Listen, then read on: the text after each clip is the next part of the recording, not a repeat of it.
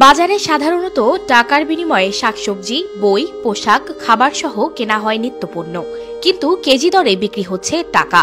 আর সেই টাকা লাইন দিয়ে কিনে নেয় মানুষ। রাস্তার পাশে এমন একটি বাজার আছে যেখানে বস্তা বস্তা টাকা মেলে। কারি কারি টাকা সারি সারি করে সাজিয়ে বিক্রি করা হচ্ছে। বিচিত্র এই বাজার রয়েছে আফ্রিকার ছোট্ট দেশ সোমালিল্যান্ডে। এখানে কেজি দরে বিক্রি হয় টাকা, তবে সেই টাকা জাল নয়, একেবারে আসল, যা দিয়ে দৈনন্দিন চাহিদার ভিত্তিতে পণ্য কিনে থাকে মানুষ। খোলা রাস্তায় দিন দুপুরে ক্রেতারা বিনিময় করে নিয়ে যায় বান্ডিল বান্ডিল নোট।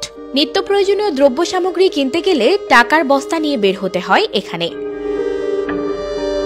এরকম বাজার গড়ে ওঠার পেছনে সোমালিল্যান্ডের আর্থিক কাঠামোই দায়ী। এখানকার মুদ্রাকে বলা হয় শিলিং, যার দাম ব্যাপকভাবে কমে যাওয়ায় এমন পরিস্থিতির সৃষ্টি হয়েছে। সোমালিল্যান্ডে টাকার দাম এতই কম যে এই টাকার বাজারে নিরাপত্তার ভয় নেই। এমনকি ছিনতাইকারী, চোর, ডাকাতও এই শিলিং চুরি করতে আগ্রহ দেখায় না। তাই রাস্তার পাশে পথের ওপর শিলিং ফেলে রেখে বিক্রি হলেও কোনো অসুবিধা হয় না। আন্তর্জাতিক মানদণ্ডে ডলারের বিপরীতে শিলিংয়ের দরপতন বাড়ায় বিচিত্র এই বাজারের সৃষ্টি।